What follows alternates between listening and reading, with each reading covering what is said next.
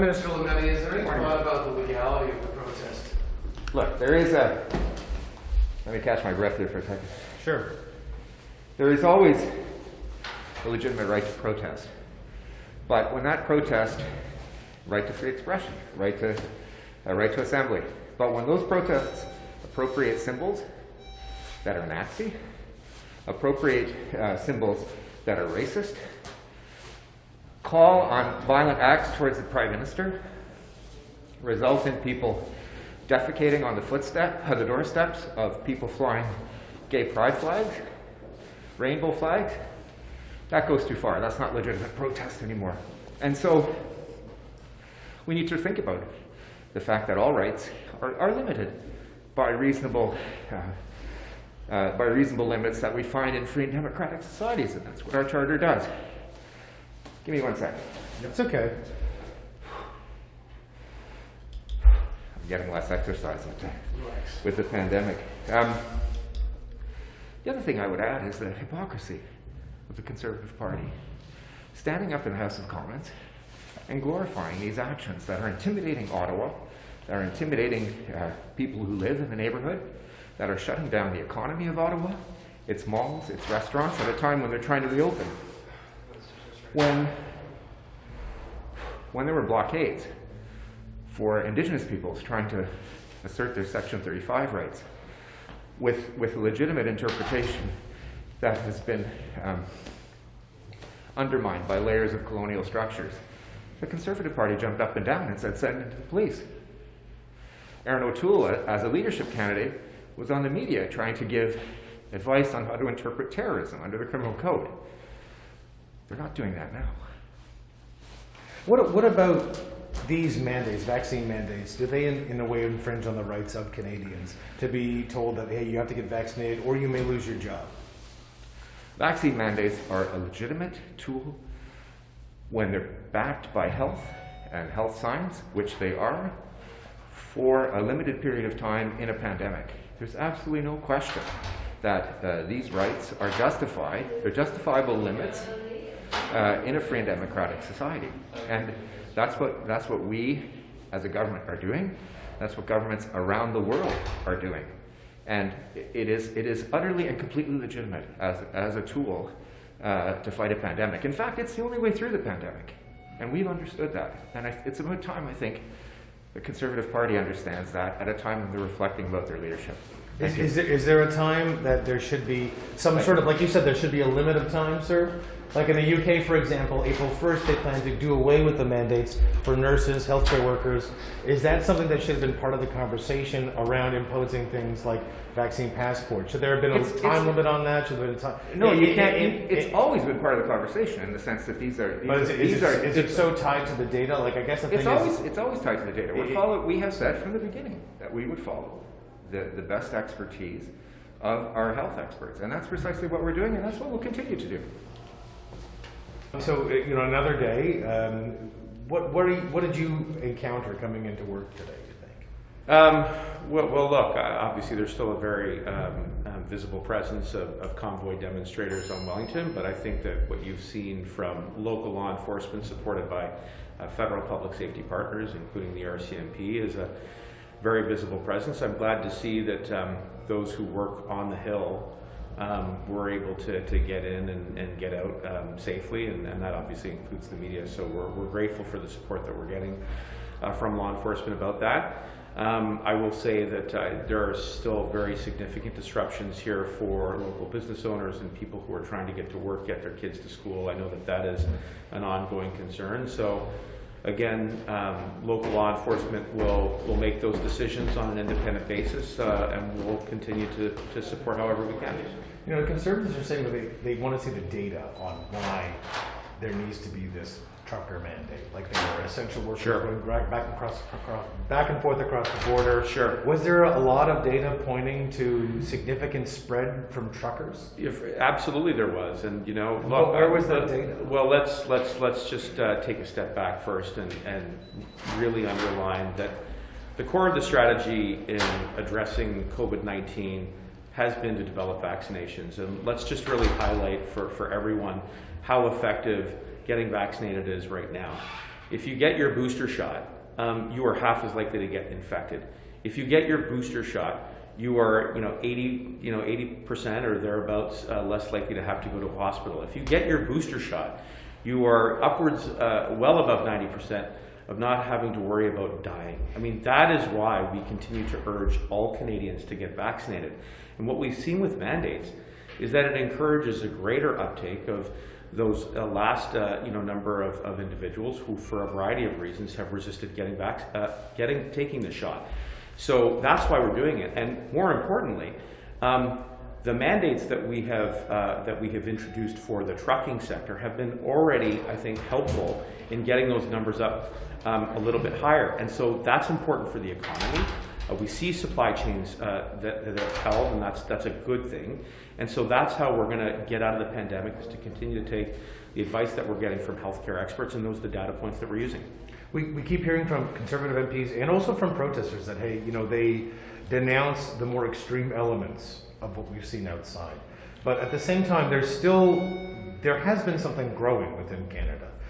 We had pebbles thrown at the Prime Minister during the election campaign. There is a wave of populism that put Donald Trump in office in the United States.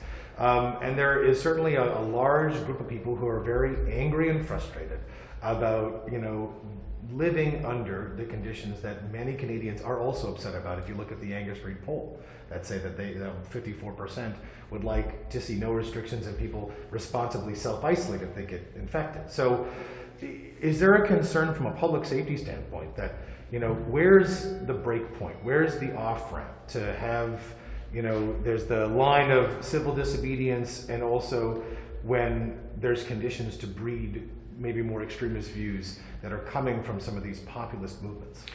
Well, I think your question is really important, and look, while I think we can all relate to the fatigue and the frustration around having to live with the pandemic now for the better part of 2+ years, we do need to draw some bright lines and some boundaries around the difference between having a very vigorous discussion and debate, which can sometimes be emotional, and particularly in this place, and I've been privy to some of those, and I think in some ways it is important to have an ongoing, very rigorous debate about how to get out of the pandemic.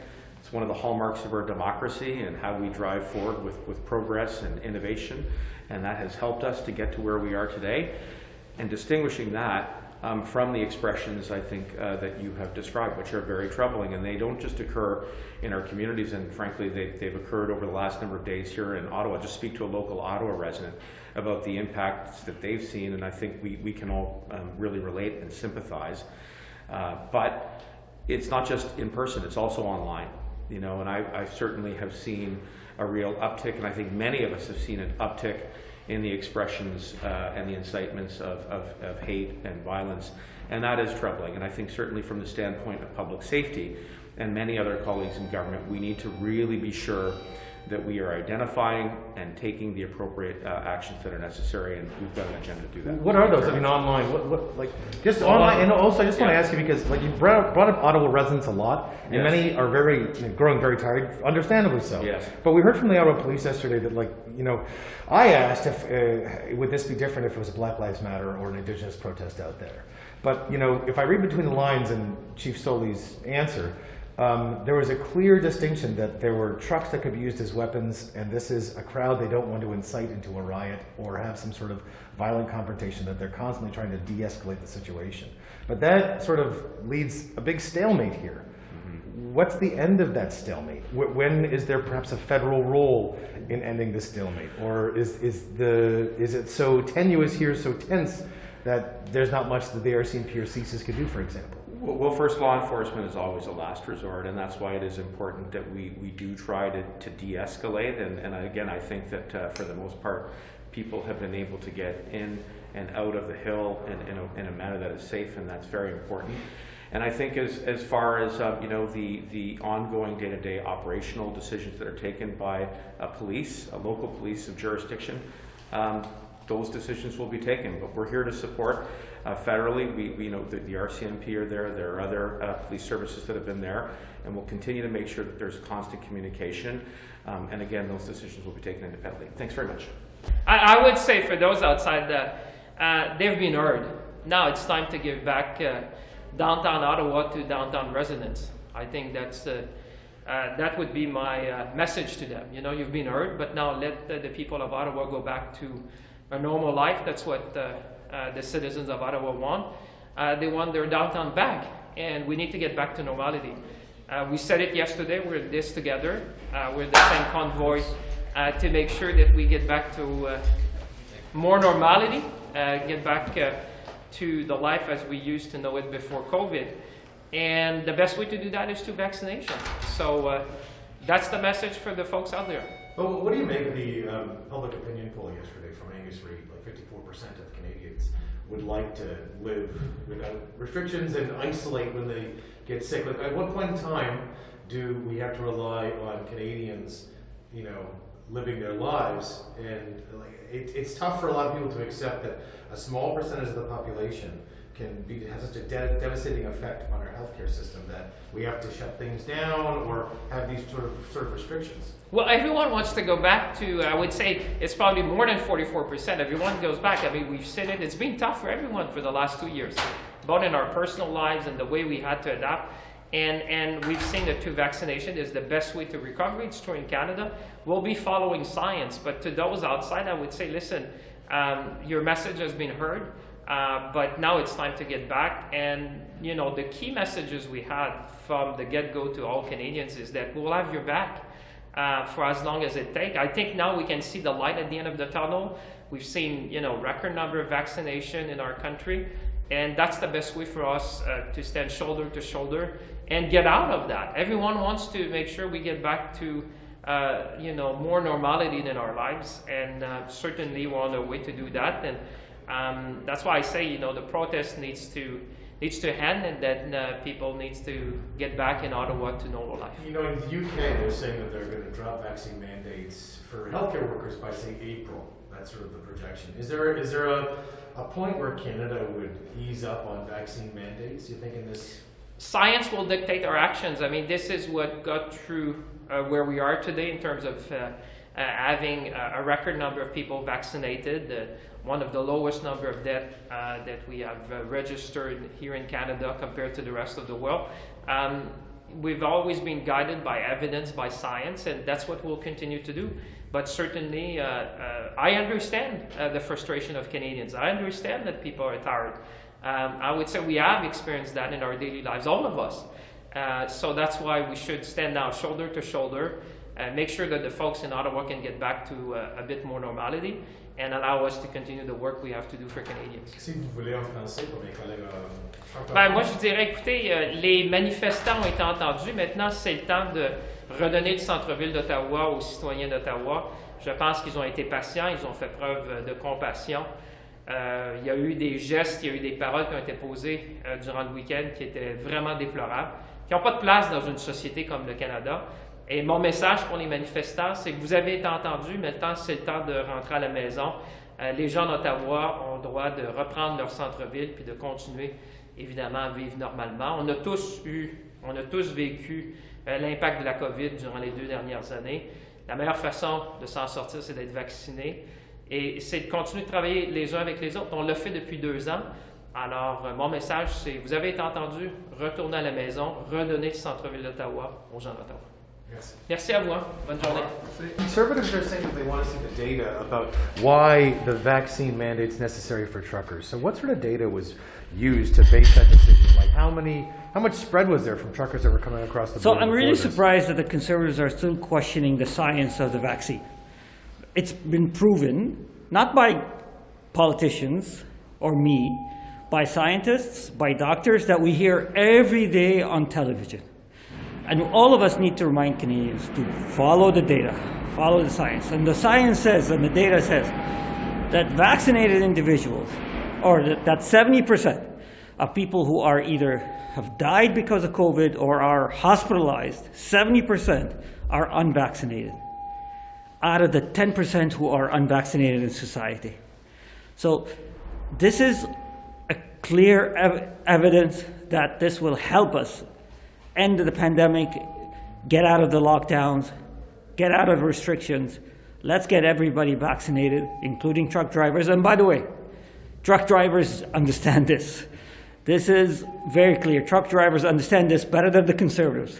Almost 90% of truck drivers are fully vaccinated because they know the value that vaccinations bring to themselves, to their families, to their businesses. What about the long-term plan for the supply chain, to restore the supply chain? Some of it, of course, is COVID-19. Some of it is about vaccinations. Right. But, there was a trucker shortage before. Right. This minority of truckers now say they're losing their jobs, right, or whatnot, or they can't go across the border. So what's the long-term plan in terms of restoring global supply chains that have really been disrupted, not just in Canada, but everywhere? So first of all, there's a key point here. It's a global supply chain challenges. So there are things that we need to work with on our allies and our partners across the world. Some things we need to work on domestically. And yesterday, I, and along with my colleagues, hosted a supply chain summit that included, by the way, voices from the trucking industry to address, first to identify and working together to address domestic issues. And some of them is worker shortages, including truck drivers, and Minister Qualtrough is on top of that. There are programs that are going to be rolled out to attract the talent that we need and develop the skills that we need. But there are other stuff, like investments in certain infrastructures, climate change adaptation, improving vessel traffic for our ports. So there are stuff that we've identified that we will be working on. There's still more time, there's going to be more discussions, but stay tuned for an action plan. Is the vaccine mandate for truckers sort of now until the end of time? Is there an off-ramp for it? Like you say, science made your government look at this decision as something necessary for public health and for safety in a broader sense. What is the potential of lifting that vaccine mandate? Like, is this something that is just going to be in the foreseeable future? Since it is very important to remind Canadians that all of these measures are temporary based on the advice that we receive from public health experts. It's really important to give Canadians hope. We are together in this. We're sacrificing a lot so we can protect lives, but also get out of the pandemic. So we will continually follow public health advice and adjust our measures just like we've done when COVID recedes. So we will follow advice, and these measures are temporary. And when experts tell us that things are getting better, we will adjust these measures. Thank you. Mr. Hall, when can we expect C10 to be tabled in the House? We're talking about rapid testing? Sorry, C10, I thought that was the internet company. Like Internet streaming. Yeah. Internet streaming, I think we'll have news on that very, very soon. Okay. Yeah. I was expecting anything this week on that, or no? I can't say that. I can tell you that it will be in the next short little bit. And what about the rapid minister tests? will be. Rapid tests we're moving on immediately. We're just looking for the other parties to work with us to make sure that we can do this as quickly as possible. We think it's a simple bill. It's we're in a situation with COVID where we need to have these tests available for people. So we're calling on the opposition to deal with this in an expedited way. How will it make rapid tests more available? How will it coordinate with? Well, it's so that we can make a purchase of large rapid tests and deploy them throughout the country, make sure that they're available in a variety of circumstances. We're seeing, hopefully, that Omicron is beginning to pull back and that the pandemic is starting to become more under control. That means the return of some sense of normalcy. As we move towards some sense of normalcy, rapid tests are going to be an important part of that transition period back to a normal life. Well, we heard all these reports, of course, in the first few waves of the pandemic that these rapid tests are being basically given to provinces and then not being distributed. So what assurances do people have? Because that was one of the biggest issues at the beginning of the Omicron wave. Where do I get a rapid test? And different provinces handle it different ways, and perhaps there should be some sort of agreement that going to a liquor store to get a finite amount of rapid tests might not be the best way to get them. Yeah, I mean, we have a responsibility to acquire the rapid tests and then get them out to provinces. and obviously have discussions about provinces, although that's their jurisdiction to determine exactly how they're going to put them out there. But it's, you know, as we're looking forward to reopening, making sure that these are available in an intelligent way is extremely important. So I know provinces are reflecting on that. It's important that we talk to them and other provinces talk to each other. It's their jurisdiction, but obviously we have a collective responsibility for people's safety and for the economy to be able to reopen. Since you're an Ottawa sort of area MP, what's your thoughts about the convoy outside? How was your trips to the Hill been the past few days? Look, this is the capital of the G7 nation. This is, you know, I have to worry if somebody were to have a heart attack on the Hill, or if somebody within the Corps was to need ambulatory services. We're in a situation that is precarious. I think that if you have a point to make, there's a way to do it. Shutting down a city and closing down businesses, and particularly some of the very disturbing things that we've seen on the fringe of Nazi symbolism and desecration of monuments. It's time for folks to go home and do this a different way. This is not a legitimate way to express concern in democracy. That's it, thanks. Mr. Gabber, Hi. anything that you want to do or could be doing to diffuse the tension that we're seeing with this trucker convoy protests? I mean, the emotions are really high right now. Yeah, look, I'm very sympathetic to everyone who is frustrated by COVID and the conditions that COVID has brought on us. And you know, it's our job as a government to be sympathetic and listen to and sensitive to those feelings, but also to remind everybody that we're still in a marathon, and sometimes in a marathon you feel exhausted in the middle of the race and you need though to finish it. So we need to be thoughtful, but we also need to be resolute. What about meeting with them and negotiating? Oh, look, the organizers of this protest have discredited themselves with all of their rhetoric and their commitment to overthrowing the government, or some past statements or current statements about that are hateful, that are racist, that are scary. And every trucking organization or association has distanced itself. So I'm always meeting with truck drivers and truckers and other associations, and I will always meet with those, listen to them and work with them. So that's our commitment. But not every person out there believes in swastikas and all those things that I totally agree. Now, So of what course about not. that? So that's why I'm speaking to them. But the organizers of the protest have told us what they stand for, before and during. So the organizers are being transparent about who they are. I'm speaking to the sympathizers of the protest who are frustrated and saying we need to work together on finishing this. You're talking fight to truckers outside on Wellington. I'm talking to people who are sympathetic to On Wellington? Sympathetic to the frustration that people are expressing. Some of them are on Wellington, maybe. I don't know if there are today, because most people who were here on the weekend left. And I'm hoping that the remainder go home in peace and find other ways to express their frustration. So, Minister, this means from a federal perspective, there's nothing to negotiate, right? What your government has put in is not changing, and that people who are protesting ending mandates, whether it be the trucker mandate or other federal mandates, they're going to be disappointed because you're not planning on changing it. I think everybody knows that the organizers of the protest are not protesting against the mandate. They've said that themselves. They have a broader ask, and they want to dismantle all public health measures. They want to overthrow the government. For those who are expressing frustration about the mandate, we've been listening to them, we've been working with them, but the mandate is in everybody's best interest, including truckers. Truckers are getting vaccinated. There's a mandate on the US side. So this is done to protect truckers, to protect our supply chains, and to help us get out of COVID as quickly as possible. Thank you. Thanks. Thank you, Minister. Thank you.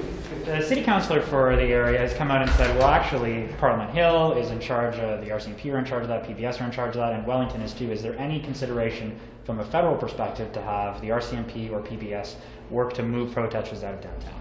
Well, just first, I would highlight that Ottawa police are the police of jurisdiction when it comes to Wellington Street and the city generally. But federal public safety partners, including the RCMP, PPS, Sergeant-at-Arms have been in constant communication with Ottawa Police. I think that you've seen you know, a really coordinated and concerted effort to ensure that there's public safety. We recognize, obviously, that there's still a visibility of the convoys and the truckers on Wellington Street. And as for any decisions that will be taken, those need to be taken independently by police services. The former police chief in Ottawa has come out and said this isn't a protest anymore, this is an occupation. Do you think that's a fair assessment of what's going on right now? I think it's fair to say that many Ottawa residents have suffered a lot of not just inconvenience, but interruption, their ability to get to and from work, to be able to take their kids to and from school and home again. And you know, those are things that I know that are weighing very heavily into the decisions which are being taken independently by, again, the police services and not by elected officials. But I do think that there is absolutely a high degree of concern from those residents who are living here and who work downtown and not only downtown but beyond. And so we need to be sensitive to that. But again, as far as enforcement actions, those will be taken independently by police. There's open fires, there's barbecues, there's people with campers, people who've been parked there for multiple days. This isn't like a protest anymore. Those people are essentially living in downtown Ottawa outside. This is clearly an occupation. Well, this is what I think the mayor has said, Jim Watson, which is that he's certainly hearing and I think experiencing a lot of the frustration of the residents, and I think we all empathize, and especially for those of us who work in the downtown core and look, understanding that there is a right to demonstrate and to express a certain point of view is one thing, but where there are unacceptable incidents and confrontation, etc., those decisions do need to be taken independently by police officers as how to best action. How much is this costing the federal taxpayer? Like, because the RCMP is involved, it's costing Ottawa Police $800,000 a day. How much is this costing the feds? Well, I mean, the first thing I would say is that it's important that we do make the appropriate allocations and resources and investments into federal public safety, because that's our top priority. People need to be able to move about their daily lives knowing that they're going to be safe. And when you have a significant demonstration like the convoy, that is a particularly important moment. So that support will be there. And I think what I would just assure you is that as far as Ottawa Police and the mayor are concerned, as I said before, they are expressing what I think are the legitimate concerns of residents who've had their lives interrupted, and there will be ongoing communication between all levels of government, including police services, and the decisions that are taken by police as to how to respond to the convoy will be made independently. Is this costing us a lot? Thanks very much. Thank you very much.